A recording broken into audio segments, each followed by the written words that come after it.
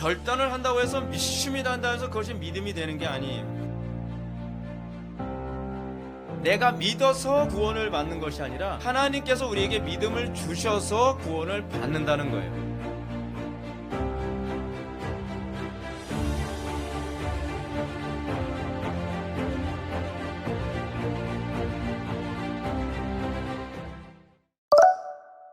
하나님 말씀 보셨습니다. 하나님 말씀 로마서 4장 1절부터 5절까지 말씀. 하나님 말씀은 로마서 4장 1절부터 5절까지의 말씀입니다. 신약성경 244페이지 로마서 4장 1절부터 5절까지의 말씀 찾으셨으면 제가 봉독하겠습니다. 그런즉 육신으로 우리 조상인 아브라함이 무엇을 얻었다 하리요? 만일 아브라함의 행위로서 의롭다 하심을 받았으면 자랑할 것이 있으려니와 하나님 앞에서는 없느니라. 성경이 무엇을 말하느냐? 아브라함이 하나님을 믿음에 그것이 그에게 의로 여겨진 바 되었느니라. 이라는 자에게는 그 삭시 은혜로 여겨지지 아니하고 보수로 여겨지거니와 이를 아니할지라도 경건하지 아니한 자를 의롭다 하시는 이를 믿는 자에게는 그의 믿음을 의로 여기시나니. 아멘. 이 시간은 아브라함에게 전가된 의라는 제목으로 하나님 말씀 증거하도록 하겠습니다. 아브라함에게 전가된 의. 성경이 전체 맥락에서 볼 때 아브라함을 믿음의 조상이라고 얘기합니다. 아브라함을 믿음의 조상이라고 얘기하는 것은 예수님께서 참된 신앙의 어떤 뿌리를 아브라함의 신앙에 두고 있기 때문에 그렇습니다. 그래서 예수님께서 니고데모를 보면서도 이렇게 얘기하지 않습니까? 이도 아브라함의 자손이다. 이 아브라함의 자손이라고 하는 이 개념은 육신적 아브라함의 자손이라는 개념을 얘기하는 것이 아니라 영적인 아브라함의 자손, 즉 믿음이 계보 안에 들어온 아브라함의 자손이라는 얘기입니다. 그러면 아브라함의 자손이라고 하는 말을 예수님께서 하실 때, 또는 사도들이 아브라함의 자손이라고 하는 말을 할 때 이것이 의미하는 바가 무엇이겠습니까? 첫째는 이겁니다. 첫째는 신앙의 내용을 소유했느냐에 관한 문제입니다. 신앙의 내용, 이 신앙의 내용이 없으면 그가 아브라함의 자손이라고 얘기할 수 없습니다. 그래서 우리는 항상 관심을 가져야 되는 것이 뭐냐면 내 신앙의 내용이 아브라함의 신앙의 내용과 일치하는가, 오버랩 되는가에 관한 관심을 가져야만 합니다. 두 번째는 무엇입니까? 두 번째는 그 신앙이 오직 믿음으로만 의롭게 된 신앙인가에 관한 문제입니다. 믿음으로 의롭게 된 신앙이 아니라고 한다면 그것은 신앙이 아닙니다. 이런 차원에서 봤을 때 우리의 믿음은 여기서 정통성을 찾아야만 합니다. 믿음이 있노라 하지만 믿음이 아브라함과 같은 신앙의 내용을 갖고 있지 않다면, 그리고 어떤 식으로든지 행위가 가미된 오직 믿음에 부합되지 않는 신앙이라고 한다면 그것은 가짜입니다. 근데 사람들은 근데 우리가 굉장히 혼란스러운 게 뭐냐면 아브라함의 신앙의 내용을 이론적으로는 갖고 있는데 실제적으로는 아브라함의 신앙의 내용이 없는 그런 경우가 또 많다는 게 문제입니다. 그리고 우리가 믿음으로 예수를 믿는다고 하는데 거기에 어떤 식으로든지 행위를 살짝 자꾸 첨가하려고 하는 것이 이것이 문제입니다. 신앙이라고 하는 것이 굉장히 신적이고 신앙이라고 하는 것이 우리의 힘으로 되지 않는다는 것을 보게 되어지는 부분이 바로 이겁니다. 우리는 과연 성경이 가르치는 아브라함의 믿음의 신앙의 내용이 나의 삶에 실질적으로 적용되어진 내용인지를 볼 수 있어야만 합니다. 우린 자꾸 착각을 하는 것이 뭐냐면 아브라함의 믿음의 내용에 대한 지식이 있으면 내가 아브라함의 믿음의 내용의 삶을 가지고 있다고 자꾸 착각을 합니다. 근데 이건 별개 문제거든요. 근데 이 부분을 우리는 점검해야 되고요. 그리고 또 하나 무엇이냐면 우리는 오직 믿음이라고 하는 이 교리가 피상적이지 않고 실질적으로 오직 믿음인지 아니면 그 믿음에다가 내 의, 내 공로, 내 수단, 내 방법을 뭔가 첨가하는 신앙인지 아닌지를 잘 점검해야만 합니다. 이게 이제 예수님의 공생의 사역에서 예수님께서 끊임없이 유대인들과 대립각을 세웠던 이유 중에 하나였습니다.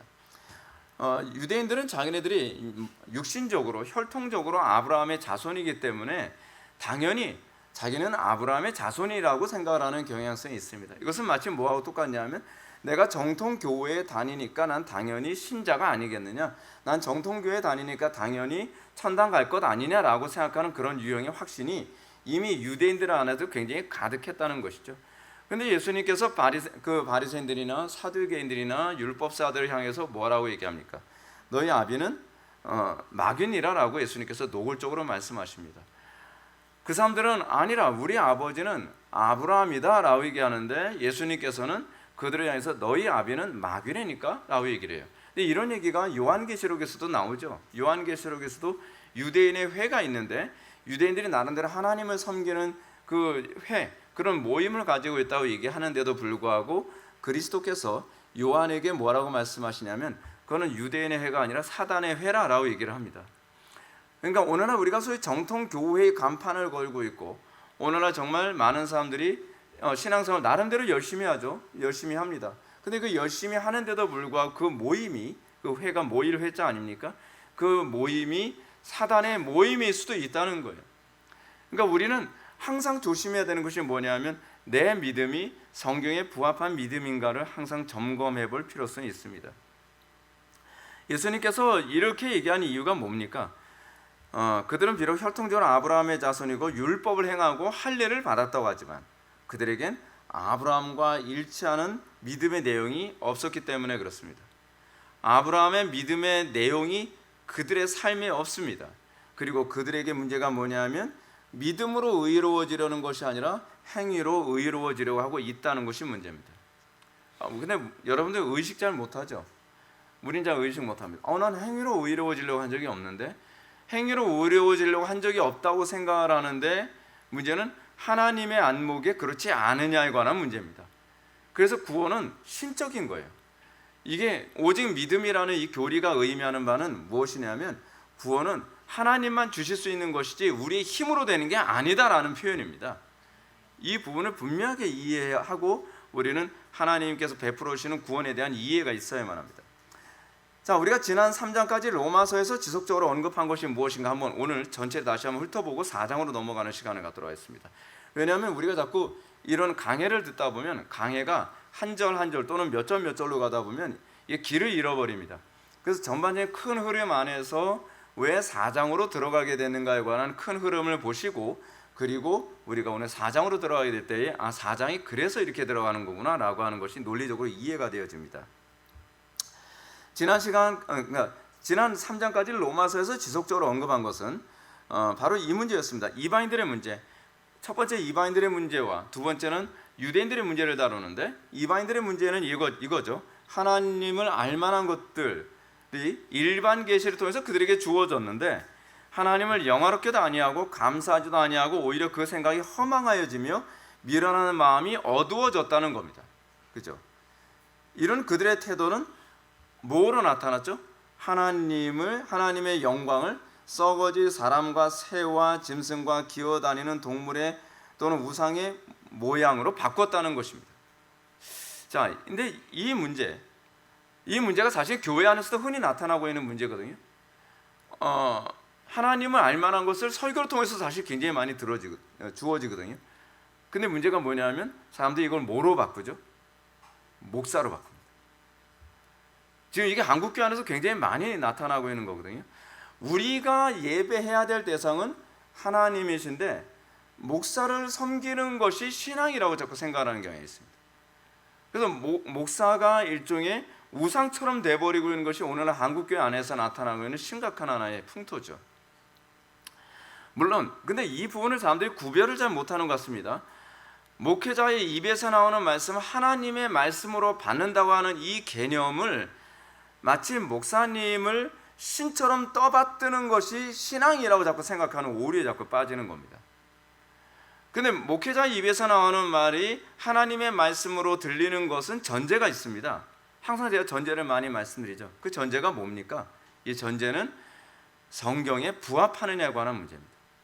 성경에 부합하지 않으면 안 받아들이는 것이 또한 신앙입니다. 신앙이 뭡니까? 믿을 건 믿고 안 믿을 건 안 믿는 게 신앙입니다. 무조건 믿는 게 신앙이 아닙니다. 무조건 믿는 걸 우리는 뭐라고 얘기하죠? 광신이라고 얘기하는 거죠. 광신. 근데 한국 교회가 지금 사실 이게 틀리지 않습니다. 세상 사람들이 한국 교회를 보고서 광신이다라고 하는 이 말을 무조건 부정할 문제는 아닙니다. 실질적으로 한국 교회는 광신에 빠진 현상이 너무 많이 나타나고 있는 것도 한 사실입니다. 근데 이제 바울이 여기서 얘기하는 이 이방인들 하나님의 영광을 썩어질 사람과 새와 짐승과 기어다니는 동물 모양의 우상으로 바꿨다라고 하는 이 얘기는 그 당시 로마에는 이방인들 대상으로 얘기하는 거잖아요. 그러면 뭘 얘기하는 거였습니까? 그리스 로마 신화에 나오는 것을 얘기하는 겁니다. 그리스 로마 신화는 하나님의 영광을 사람과 새와 짐승과 기어다니는 동물의 우상으로 바꾼 것들 투성입니다. 이런 일로 인해서 그들에게 나타나는 것이 뭐죠? 우리가 잘 알고 있는 것처럼 그리스 로마 신화에 나오는 것들이 온통 그거라 하지 않았습니까? 동성애를 비롯해서 온갖 음란한 일. 그러니까 가장 그리스 로마 신화에서 최고의 바람둥이가 누굽니까? 제우스잖아요. 제우스만큼 바람둥이가 없습니다. 좀 이쁘다 하면 갑자기 제우스의 얼굴과 눈빛이 달라지죠. 누군데 어딘데. 그런 모습을 통해서 그리스 로마 신화의 영향을 받은 로마인들이 얼마나, 이 이방인들이 얼마나 타락했는가. 근데 이 타락이 단순히 성적인 부도덕에 관한 문제만이 아니라 바울은 이렇게 얘기합니다. 그리스 로마 신화에 의해 합리화되고 정당화된 죄들을 이렇게 나열하죠. 곧 모든 불의, 추악, 탐욕, 악의가 가득한 자요, 시기, 살인, 분쟁, 사기, 악독이 가득한 자요, 수근수근한 자요, 비방하는 자요, 하나님께서 미워하는 자요, 능욕하는 자요, 교만한 자요, 자랑하는 자요, 악을 도모하는 자요, 부모를 거역하는 자요, 우매한 자요, 배약하는 자요, 무정한 자요, 무자비한 자라. 그들이 이 같은 일을 행하는 자는 사형에 해당한다고 하나님께서 정하심을 알고도 자기들만 행할 뿐 아니라 또한 그런 일을 행하는 자를 의롭다라고 얘기하는 거죠. 이게 어디에서 나온 것인가? 신화에서 온 영향이에요. 신화가 그것을 다 정당화해 주는 거죠. 철학이 그것을 정당화해 주는 거죠. 그리스 철학의 문제가 뭐냐면 이런 모든 죄악을 아주 교묘하게 정당화해 준다는 겁니다. 이런 모습은 구약에서 이스라엘 백성들이 가나안 땅에 딱 들어왔더니 가나안 족속들이 굉장히 음란하고 굉장히 부패하고 타락했죠.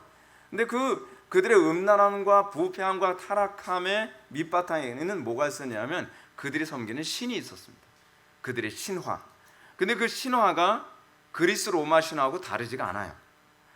그러니까 신학교에서 이제 관심 있는 목사님들은 그런 것도 이제 봅니다. 엘루마 엘루시 창조설화부터 시작해서 그러니까 바벨론 창조설화죠. 애굽의 창조설화라든지 그런 여러 이방 종교의 창조설화를 공부하다 보면 그리스 로마 신화와 거의 다 똑같습니다. 근데 그 그리스 로마 신화와 같은 유형의 신화들이 고대 근동지방에 다 퍼져 있었고 그 신화의 철학과 사고방식이 들어가면 다 똑같이 나타난 것이 하면 성적인 문란이죠. 성적인 문란과 부도덕과 사기와 분쟁과 살인과 탐욕과 악독, 수근수근하는 것, 능욕하는 것, 교만한 이 모든 것들이 항상 다 들어가는 거예요. 그러니까 하나님께서 이스라엘 백성들을 가나안 땅에 딱 들여보냈을 때 그 가나안 땅에 있는 사람들의 사고방식이 다 신화적 사고방식에 물들어 있었다는 겁니다. 굉장히 심각한 겁니다. 지금 전 세계적으로 일어나고 있는 문제입니다. 자, 그런데 바울은 당시 로마 교회의 문제를 이방인들에게만 한정지어서 지적하지 않았습니다. 바울은 유대인들도 못지않게 심각하다라고 얘기를 합니다. 유대인들의 문제는 모세의 율법으로 이방인들을 판단하고 정죄하면서 같은 일을 행하고 있다는 것이 이것이 문제였습니다. 근데 문제는 거기서 끝나지 않습니다. 유대인들은 이런 죄를 범하면서도 자신들이 아브라함을 조상으로 둔 선민이며 율법과 할례를 받았기 때문에 하나님의 심판에서 제외됐을 것이라는 확신을 가지고 있었다는 겁니다.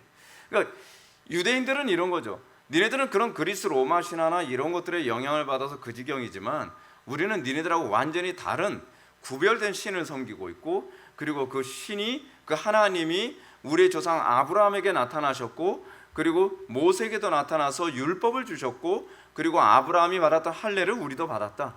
니네들하고는 차원이 달라 하는데 문제는 뭡니까?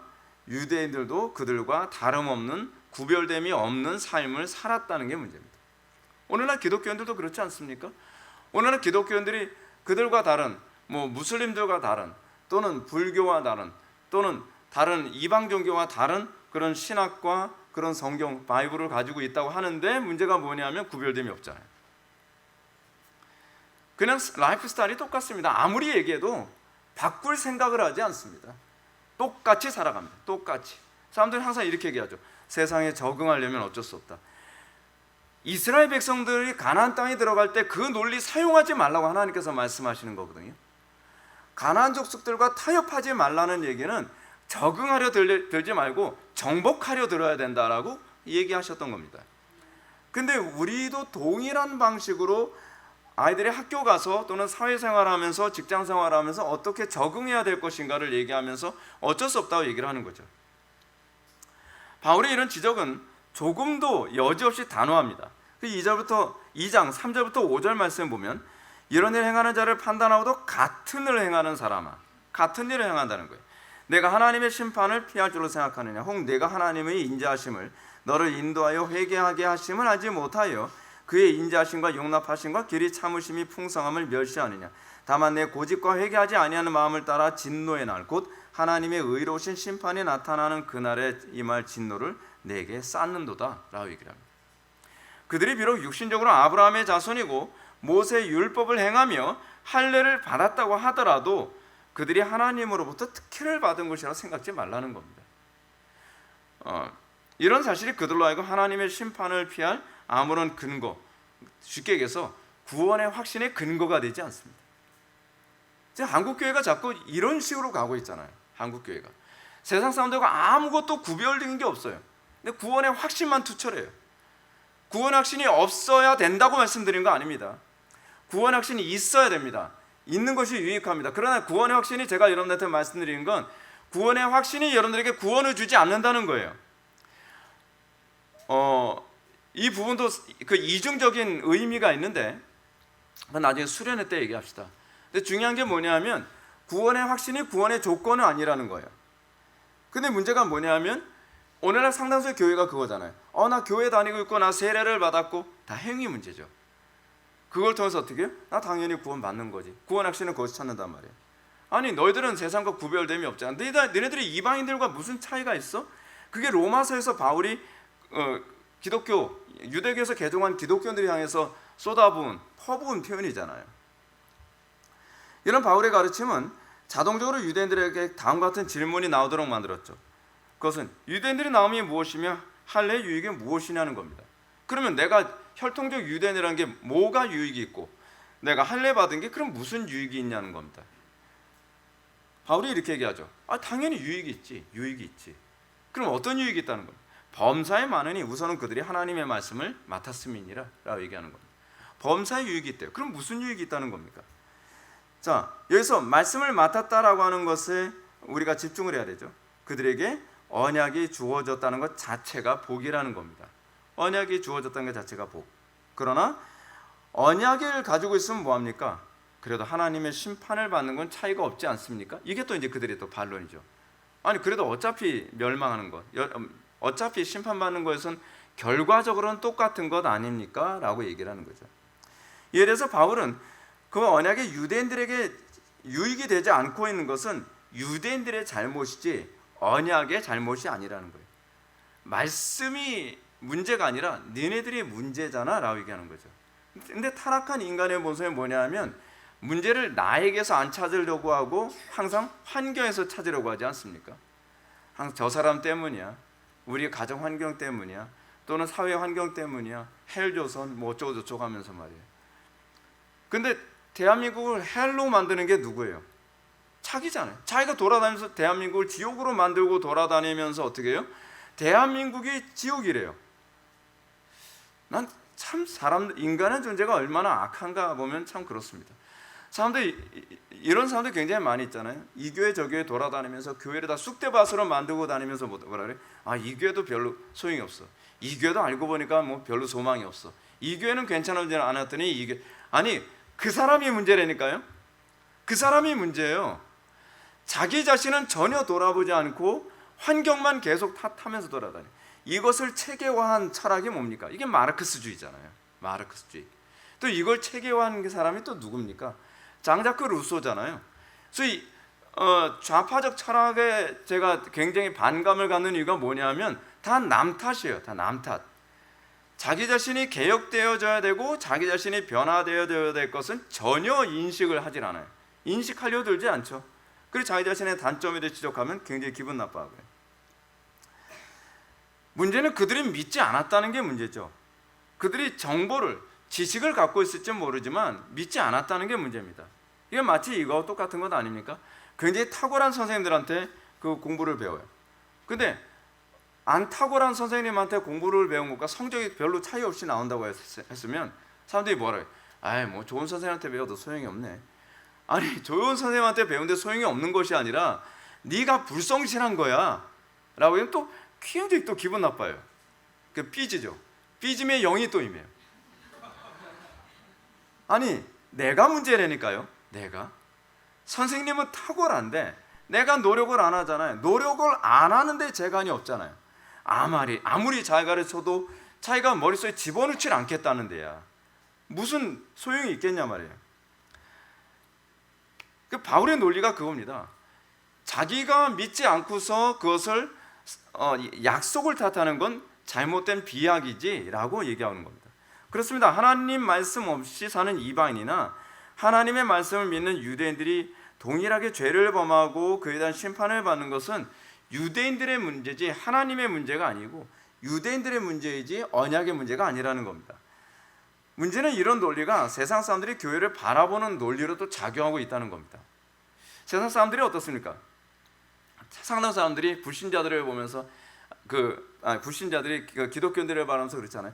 뭐 예수 믿는 사람도 뭐 별 볼 일 없다. 뭐 목사라는 사람도 저렇게 타락하고 뭐 누구도 저렇게 하고 뭐 어쩌고 저쩌고 뭐 내 주변의 기독교인들도 보니까 뭐 인간성이 뭐 말종인 놈들도 있고 뭐 말종인지 개종인지 모르겠지만 문제는 그 사람의 문제지 그 복음의 문제가 아니잖아요.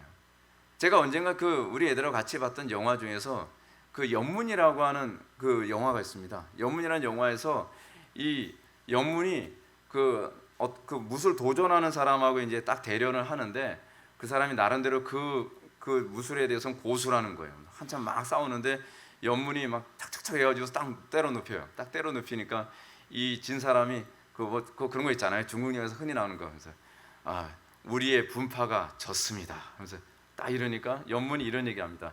분파가 진 것이 아니라 당신이 진 거죠. 그게 사실 굉장히 현명한 얘기거든요. 우리가 어떤 무술을 배웠다고 해서 내가 그 무술의 전체를 대표하는 존재가 될 수 없습니다. 무술이 문제가 아니라 내가 문제인 거죠. 똑같습니다. 우리가 우리의 삶 속에서 죄를 범하고 우리가 하나님의 영광다운 삶을 살지 못하는 건 그 복음의 문제가 아니라 사람의 문제죠. 그럼 이제 사람들이 이런 논리로 얘기할 겁니다. 목사님 그렇게 얘기한다면 철학도 똑같지 않나요? 다른 종교도 똑같지 않나요? 똑같지 않죠. 왜 똑같지 않죠? 그 철학 또는 그 종교를 믿는 사람들에게서 나타나는 열매가 일관적인 열매라는 것이 있잖아요. 일관성 있는, 정통성 있는 그 열매에서 근본적으로 구별되고 차이가 있다니까요. 그걸 가지고서 얘기하는 것이지 본질적인 문제를 가지고 얘기하는 것이지 개별적인 문제를 가지고 얘기하는 것이 아니라는 거죠.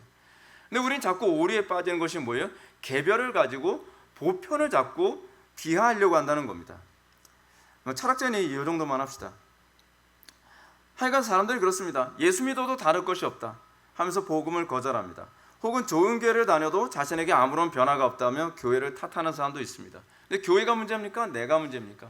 그 사람은 어디에 가도 문제거든요. 사실은요. 이 문제는 그 사람의 문제이지 복음의 문제가 아닙니다. 히브리서 기자의 지적처럼 복음 전함을 받은 자이나 들은 바 그 사람이 그들에게 유익하지 못한 것은 듣는 자가 누구예요? 듣는 자가 믿음과 결부시키지 아니함이죠. 문제는 듣는 자의 문제이지 복음의 문제가 아니라는 겁니다. 왜냐하면 지금도 여전히 복음을 통해 성실하게 반응하는 사람들은 큰 유익을 얻고 있기 때문에 그렇습니다. 복음에 대해서 믿음과 결부시키는 자는 지금도 동일한 열매를 맺습니다. 근데 문제는 내가 믿음과 결부시키지 않고서 그 복음을 탓한다고 하는 것은 그것은 전형적인 비약이죠. 자, 그러면 하나님의 말씀을 받았다는 것이 구체적으로 어떤 유익이 있다는 것이겠습니까? 첫째는 율법이 유대인들로 하여금 하나님의 심판 아래에 있게 했다는 것. 여러분 그것이 우리가 언약을 가지고 있다는 것, 우리가 말씀을 갖게 되었다는 것이 아주 중요한 유익입니다. 여러분들 설교를 들으면서 여러분들은 그 복음의 유익 가운데 첫 번째 유익을 경험해야만 합니다. 뭡니까? 내가 얼마나 심각한 존재인가를 알게 되는 겁니다. 내가 하나님의 심판 안에 있게 됐다고 하는 것을 자각하는 겁니다. 적어도 여러분들 우리 교회 와서 여러분들은 그거를 자각하는 것이 복입니다. 근데 이걸 복이라고 생각을 안 하죠. 불편하다고 얘기하죠. 아니요, 불편한 문제가 아닙니다. 이것이 범사의 유익을 주는 첫 번째 이유입니다. 이건 마치 뭐와 똑같습니까? 여러분, 우리가 이 물을 보면 물이 깨끗해 보이지 않습니까? 깨끗해 보이는데 깨끗한 건 우리 안목이고요. 진짜 깨끗한지 깨끗하지 않은지는 뭐로 합니까? 그 오염도를 측정하는 용액이 있거든요. 그 용액을 딱 집어넣게 되면 이 오염된 만큼 이 용액이 색깔을 내기 시작을 하잖아요. 그걸 통해서 이게 깨끗한 물이 아니었구나라고 하는 것을 알게 되는 거죠. 복음이 하는 첫 번째 역할은 그겁니다. 우리는 우리 자신이 굉장히 착한 줄 압니다. 우리는 이 정도면 천당 갈 수 있을 거라고 생각을 합니다. 우리가 이 정도면 우리는 구원받았을 거라고 생각을 합니다. 근데 복음은 마치 이 물의 오염도를 측정하게 해주는 시약과 같습니다. 근데 그 시약을 딱 떨어뜨리면 어떻게 해요? 시커먼 거. 우리 그러면서 뭐예요? 내가 이렇게 시커먼 존재였나라고 하는 걸 알게 되는 거죠. 근데 복음을 통해서 첫 번째 하는 작업이 그거라니까요. 우리가 얼마나 시커먼 존재인지, 우리가 얼마나 심각한 소망 없는 존재인지. 근데 사람들이 거기서 되게 절망을 하죠. 여러분들, 우리 교회에서 그것으로 끝나면 안 됩니다. 이 복음이 가져다주는 그 다음에 유익이 뭡니까? 그 시커먼, 이 오염의 심각성을 알게 되었을 때에 정상적인 사람은 어디로 가게 됩니까? 이 오염을 해결할 길을 찾는 거죠. 이 오염을 해결할 방법을 찾는 겁니다. 그렇습니다. 율법은 우리의 심령의 오염 상태의 심각성, 그것을 드러냅니다. 우리의 본성이 얼마나 악한지, 우리의 본성이 얼마나 소망 없는 존재인지를 보여주고 하나님의 심판을 결코 피할 수 없다는 것을 알게 합니다. 한마디로 얘기해서 우리 심령 상태에 대한 현실을 직시하게 하는 겁니다. 이건 매우 고통스러운 일입니다. 그러나 현실을 직시해야 그때부터 해결책을 찾는 거죠. 이것이 복음의 특징입니다. 예를 들어서 그런 거 아닙니까? 선생님, 저는 왜 이렇게 공부를 잘 못할까요? 그 공부를 못하는 이유를 가르쳐주는 거죠. 근데 그 근본적인 그 부분을 자기가 알고 싶어 하질 않아요. 그거 불편한 진실이거든요. 굉장히 불편하거든요. 근데 고쳐야 돼요. 그걸 고치지 않으면 절대로 이 문제를 해결할 수 없는 거죠. 이것이 범사의 유익이 되는 두 번째죠. 우리를 해결책으로 한다는 겁니다. 해결책. 뭐죠? 그리스도께로. 그래서 헬라인들의 진리 개념과 유대인들의 진리 개념의 근본적 차이가 있습니다. 헬라인들의 진리 개념은 어떻습니까? 헬라인들은 현재 있는 그대로 보지 않고 낭만적으로 혹은 지나치게 비관적으로 보게 만듭니다. 그 헬라 철학의 특징입니다. 헬라인들이 가지고 있는 세계관은 항상 현실을 재해석해서 이 현실을 낭만적으로 보게 만듭니다. 잘 아는 것처럼 헬라 철학은요, 현실을 자꾸 신화로 자꾸 포장을 합니다. 또는 철학으로 자꾸 포장을 합니다. 그 현재 문제를 자꾸 어떻게 해요? 왜곡을 시키죠. 왜냐하면 우리는 현실을 직시하기를 원치 않거든요. 현실을 직시하기 원치 않는 걸 자꾸 신화 같은 것으로 왜곡을 시키면 마음 조금 편안해지잖아요. 교회 안에서 여러분들의 마음을 편하게 해주려고 하는 그런 방식들이 사실은 철학적 방법론이라는 거 알고 계십니까? 그걸 하게 되면 여러분의 마음은 편해지죠.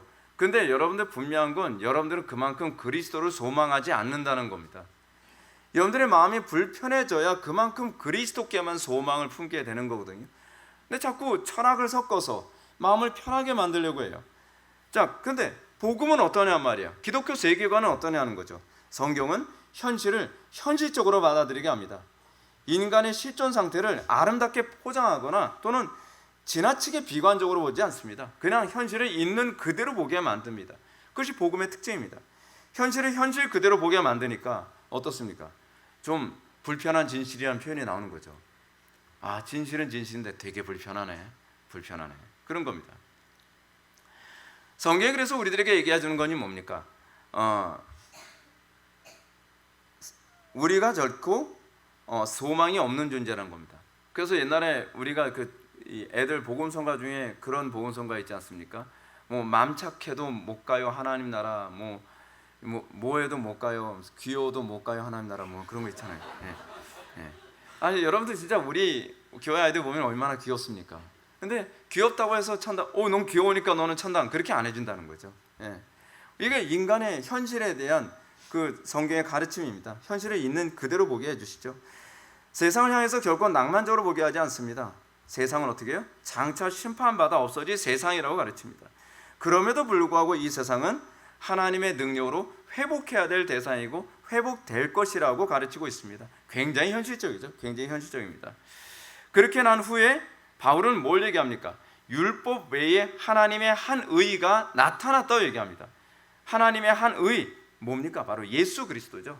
그러니까 유대인들이 율법을 받은 것에 대한 범사의 유익이 뭐냐면 그 율법이 너희들에게 심판만 얘기하는 것이 아니라 너희들을 그리스도께로 인도했다는 차원에서 범사의 유익이 있다라고 이렇게 얘기하는 겁니다.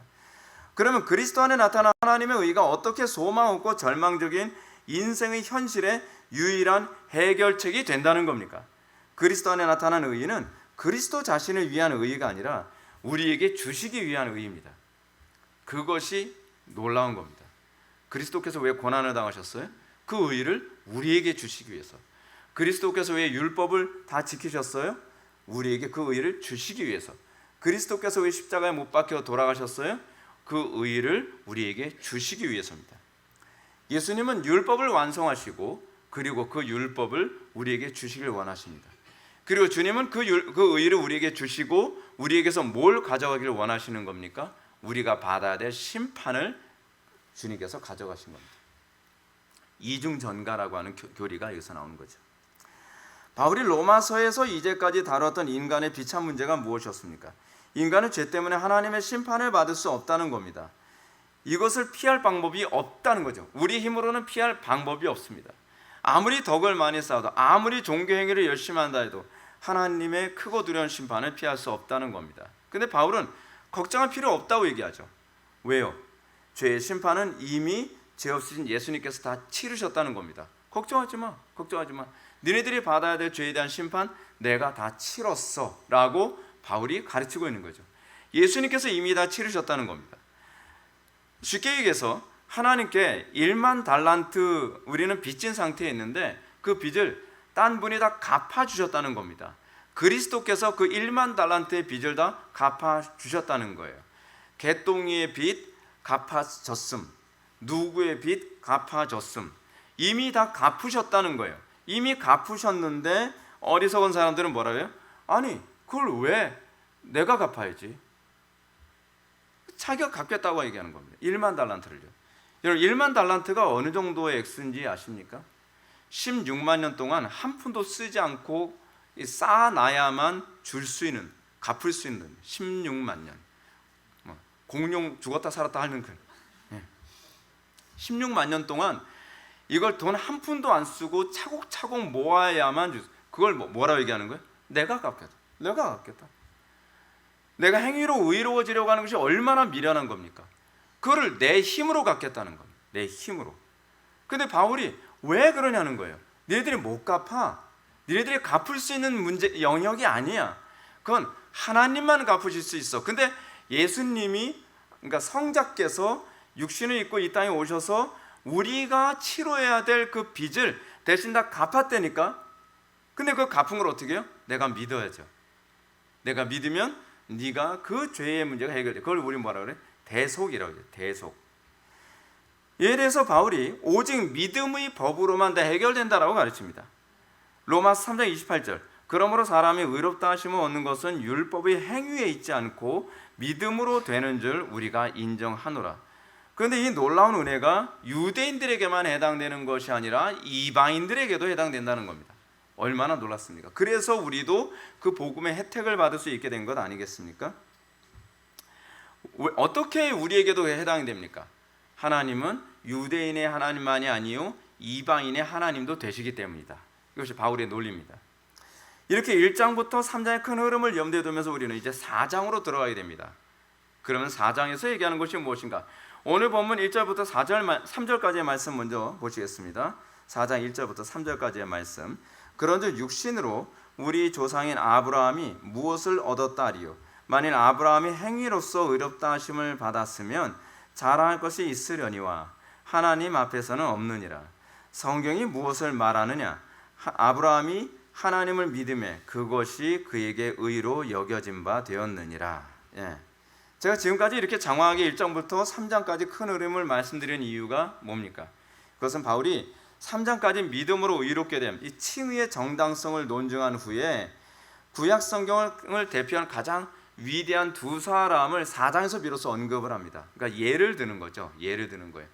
구약에서 믿음으로 의롭게 되어진 대표적인 인물, 너희들이 다 신뢰하는, 정말 너희들이 이 사람들 얘기하면 진짜 신뢰할 수밖에 없는 두 사람을 예를 들겠는데, 첫 번째는 아브라함이요, 두 번째는 누구예요?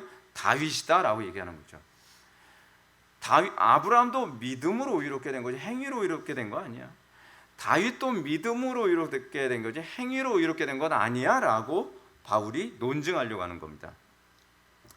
그러므로 이 두 사람을 예로 들면서 오로지 그리스도의 대속을 믿는 믿음을 통해서만 구원받았다는 사실을 논증하는데, 이 논증을 하는 이유가 뭐냐면 유대인들이 그런 거죠. 오케이, 그럼 믿음으로 구원받았다라고 했는데, 아니 그러면 그리스도를 보므로 구원받았다는 걸 어떻게 입증하려고 그래? 왜 꼭 그리스도지? 왜 그리스도만 메시아 역할을 할 수 있다는 거야? 라고 하는 것에 대해서 반감을 가질 게 아니에요. 그죠? 그거에 관해서 바울이 논증하기 위해 어떻게 아브라함이 그리스도를 바라보게 됐는지, 그리고 다윗이 어떻게 그리스도를 바라봤는지를 이 4장에서 논증해내고 있는 겁니다. 굉장히 기가 막힌 거예요. 그래서 이 바울의 로마서는요 정말 탁월합니다. 탁월해요. 오늘 보면 1절부터 5절은 아브라함의 경우를 설명하고요, 6절부터 8절은 다윗의 경우를 설명합니다. 그리고 9절부터 12절까지는 다시 아브라함을 거론함으로써 할례 받기 이전에 의롭게 되고 그 다음에 할례가 이루어졌음을 증명합니다. 그리고 제가 아까 광고 시간에 잠깐 언급했던 것처럼 로마서 4장 20절부터 그 이후에 그것에 대한 확신이 너희들에게 어떻게 주어지느냐에 관한 구원의 확신의 교리가 4장 20절부터 23절의 말씀을 통해 논증되어져 가는 거죠. 굉장히 체계적으로 이 로마서를 진행해 나가고 있습니다.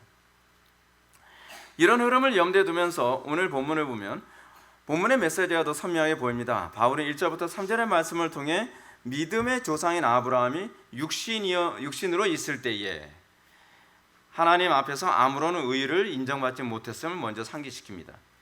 이건 매우 중요합니다. 왜냐하면 아브라함은 랍비들의 문서에 의하면 어떻게 의롭게 됐다고 얘기하는 거예요? 3살 때서부터 좀 특별했다, 그래서 경건했다, 굉장히 율법을 잘 지켰고 그렇게 얘기를 하는 것을 통해서 그걸 통해 의롭다함을 받을 수 있는 근거를 랍비 문서에 얘기하는데 그런 거 없다. 그럼 성경에 아무 근거가 없다. 아브라함이 그 의로움이 전혀 없었다라고 하는 부분을 바울이 논증하고요, 그것이 바로 육신으로 있었을 때라고 하는 부분입니다. 그렇습니다. 아브라함이 유대인들에게 믿음의 조상이 된 것은 행위 때문이 아닙니다. 여기서 육신으로라고 하는 말은 죄의 지배를 받는 본성과 동의어로 볼 수 있습니다. 이 말씀은 육신의 힘으로 행하는 행위와 병행하는 표현이죠. 그러므로 바울이 말하고자 하는 것은 아브라함이 믿음이 아닌 육신의 힘으로 의롭다함을 받은 것이 아니다라고 하는 것을 먼저 설명하고요, 그리고 바울은 만약 아브라함이 육신의 힘으로 한 행으로 의롭다함을 받았으면 자랑할 것이 있으려니와 하나님 앞에서는 없느니라 라고 얘기합니다. 그래서 자랑할 것이 있으려니와 라고 하는 앞에 하나님 앞에서를 넣어서 이해하면 좋습니다. 그래서 하나님 앞에서 자랑할 것이 있으려니와 하나님 앞에서는 없느니라, 이런 표현이죠. 이것이 얘기하는 바가 무엇이냐? 여기서 자랑할 것이라는 게 무엇을 얘기하냐면 싹을 얘기하는 겁니다. 싹. 아브라함이 자기 행위로 의롭다함을 받았다고 한다면 그 싹을 받았겠지라고 얘기하는 거죠. 근데 아브라함은 자기 행위로 의롭다함을 받을 게 없었어. 그래서 나중에 그가 믿음으로 싹을 받게 된 거죠. 그렇죠? 그래서 오직 아브라함조차도 믿음으로 의롭다함을 받았다라고 하는 것을 설명해 내고 있는 것입니다. 그러면 아브라함이 어떻게 의롭다함을 받았다는 것인가?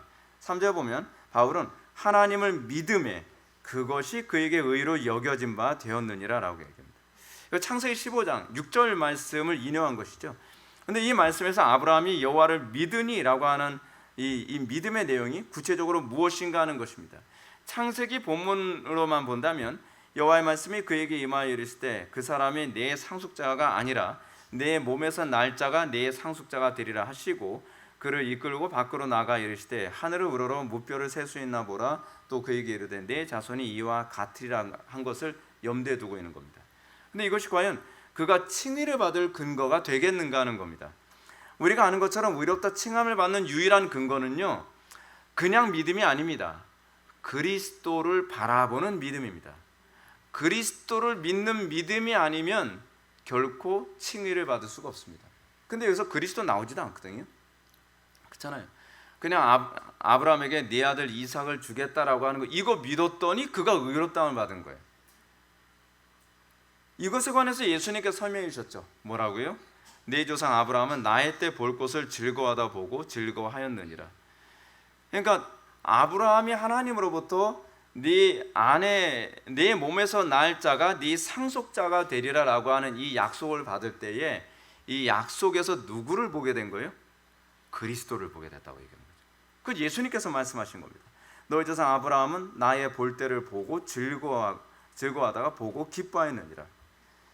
그러니까 예수님께서 이 말씀하실 때 아브라함이 나의 때 볼 것을 보고 즐거워했다라고 하는 이 얘기는 이삭에 대한 약속에서 그리스도를 바라봤다는 겁니다. 어떻게 바라봤냐고요? 그게 신비입니다. 그것이 성령께서 하시는 일입니다. 여러분, 구약의 많은 사람들은 그리스도를 한 번도 본 적도 없고 들어본 적도 없습니다. 근데 그들은요, 제사를 통해서 그리스도를 보기도 합니다. 어떻게 해요? 믿음으로. 믿음이 아니고서야 어떻게 보겠습니까? 인간의 방법으로 볼 수 있겠습니까? 못 봐요. 볼 수가 없어요. 자, 근데 그리스도를 바라본다고 하는 개념이 이론적 개념이 아니에요. 여러분들이 설교를 통해서 여러분들이 거듭나고 변화됩니다. 설교자가 설교를 잘해서입니까? 아닙니다.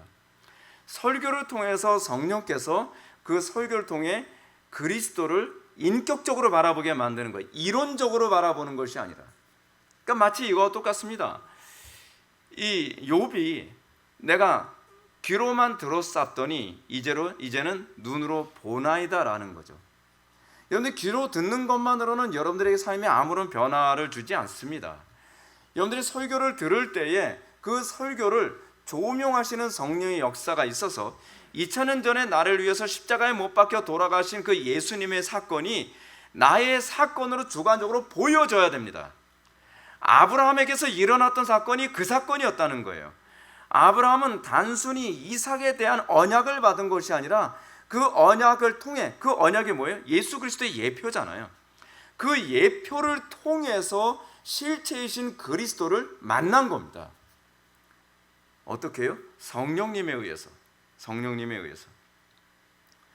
자, 근데 이 만남에 관해서 오늘 3절부터 5절을 보면 거기서 5번이나 반복되는 표현이 있습니다. 여기다라고 하는 겁니다. 여기다.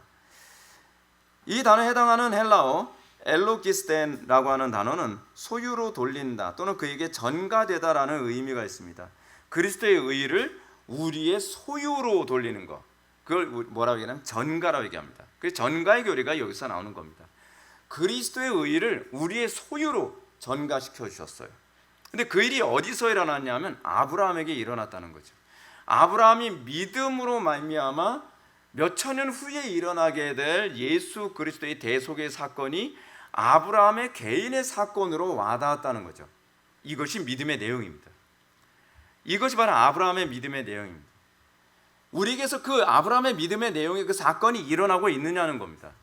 우리가 설교를 통해서 우리가 기대해야 되는 것, 우리가 성경을 읽으면서 우리가 기대해야 되는 것, 복음에 나타난 이 성경에 나타난 그 복음의 영광을 통해서 우리가 기대해야 되는 것이 뭐냐면 그리스도를 인격적으로 만나는 겁니다. 그것이 내 사건으로 여겨지는 겁니다. 2000년 전의 사건이 이론적인 사건이 아니라 나에게서 실제로 일어난 사건이고, 그래서 예수님께서 돌아가신 것은 내 죄를 주님께서 대신 치르신, 마치 16억 년 동안 내가 갚아야 될 내 돈을 이미 다 갚으신 사건이 내 사건으로 이해되어지고 믿어지고 확신케 되어지는 것이죠. 이것이 전가입니다. 그것은 오로지 믿음으로만 됩니다. 행위의 문제가 아니라 이것은 법적인 문제입니다. 이것은 인격적인 변화가 있었다는 말이 아니라 신분에 있어서 새로운 지위, 새로운 관계에 들어갔음을 의미합니다. 신분의 변화가 먼저고요. 그 다음에 인격의 변화입니다. 인격이 있기 때문에 그 신분이 주어진 것이 아니라 그 신분의 변화, 또는 법적인 관계의 회복이 있고 난 다음에 비로소 인격적인 변화가 나오게 되는 겁니다. 어떻게 해요? 교제가 가능한 관계가 됐으니까. 하나님과 나와의 관계를 맺을 수 없었던 이유가 뭐냐면 법적으로 원수 관계이고 신분적으로 원수 관계였기 때문에 그렇습니다. 근데 그리스도께서 그 대속의 은총을 통해 우리로 하여금 하나님과 이제는 관계할 수 있는 그 신분으로 바꾸셨다는 겁니다. 그럼 그 신분이 바뀌었으면 그것이 뭐로 나타나야 된다는 거예요? 그 다음에 나오는 교리가 성화의 교리가 나오는 겁니다. 사랑하는 성도 여러분, 저는 이 부분을 강조하면서 말씀을 정리하고자 합니다. 아브라함이 이삭에 대한 언약을 받을 때 놀랍게도 그 언약 속에서 그리스도를 바라보게 됐다고 합니다. 근데 그 그리스도를 바라보게 되는 일이 바른 교리 안에서 바라보여지는 겁니다. 거짓된 교리를 통해서 보여지지 않아요. 마치 이삭이라고 하는 예수 그리스도의 예표가 선명하게 주어졌을 때 그 예표를 통해서 그리스도가 보여지게 된 것처럼 다른 예수, 다른 영, 다른 복음을 전하면서 그래도 그리스도가 보일 수 있을 거라고 생각하는 건 그거는 아니죠. 그건 아닙니다. 그래서 바른 교리가 그래서 중요하다는 겁니다. 지금 아브라함이 그리스도를 바라보게 된 것은 바른 교리에 기초한 것이고, 그리고 이 놀랍고 신비로운 일이 공적인 예배 가운데 일어난다고 우리는 믿습니다. 여러분들에게 이 놀라운 일이 언제 어떤 말씀을 통해 이루어질지 알 수 없습니다. 그러나 분명한 점은 하나님께서 아브라함에게 그리스도를 바라볼 수 있도록 설교자를 세우셨고, 아브라함처럼 말이에요, 그리스도를 바라볼 수 있도록 설교자를 세우셨고, 그리고 그 설교자가 바르게 말씀을 증거할 때에 하나님께서는 그 말씀을 사용하셔서 여러분들에게 조명하셔서 2000년 전에 나를 위해 십자가에 못 박혀 돌아가신 그 예수님의 사건이 바로 나를 위한 대속 사건, 내가 받아야 될 죄의 심판을 예수님께서 대신 받으셨다는 사건으로 믿어짐으로 말미암아 우리의 삶 속에서 세상이 감당할 수 없는 그리스도인의 삶의 연합이 나타나게 된다는 것입니다. 이 놀라운 일이 언제 어디서 일어날지 모릅니다. 제가 모든 공적 예배를 소중히 여기라고 하는 이유는 바로 거기에 있습니다. 이건 로이드 존스 목사님도 그렇게 얘기합니다. 하나님께서 우리에게 그 일을 이루실 날이 언제일지 알지 못한다는 겁니다. 어떤 예배 때 일어날지 못합니다. 그거는 하나님만 아는 겁니다. 하나님께서 주권적으로 여러분들에게 그 은혜를 주시고, 그리고 여러분들이 그 은혜를 받았을 때에 여러분들이 그리스도를 바라보게 되면서 새로운 인생이 비로소 시작될 거라는 사실입니다. 그래서 로이 존스 목사님도 그 얘기 하십니다. 모든 공적 예배를 귀중히 여기십시오. 그 모든 공적 예배만큼 은혜의 방편으로 탁월한 것은 없습니다. 그러나 여러분들이 그 공적 예배를 소홀히 여기면서 구원을 생각한다는 건 가당치 않은 겁니다. 여러분들이 이 예배 가운데 매번 하나님의 그 영광을 더 선명하게 보기를 사모하고 그것을 위해서 기도하고, 그리고 그 안에서 2000년 전에 나를 위해서 십자가에 못 박혀 돌아가신 그 대속의 사건이 진짜 나의 사건으로 믿어지고, 그래서 그 사건 이후부터 그리스도와 교제케 되어지는, 그리스도 통해 아버지와 교제케 되어지는 놀라운 역사가 나타나기를 주님의 이름으로 축원합니다. 기도하시겠습니다. 사랑이 많으신 하나님, 우리가 예수 그리스도의 대속 사건이 우리에게 어떻게 적용되어지는지를 살펴보았습니다. 아브라함의 믿음의 내용이 우리 안에서 나타나기를 원합니다. 아버지 하나님, 우리에게 믿음을 허락하여 주시고 우리에게 정말 그 대속의 은총의 사건이 놀랍게 영광스럽게 나의 사건으로 와닿게 하여 주옵소서. 예수님의 거룩하신 이름으로 기도하옵나이다.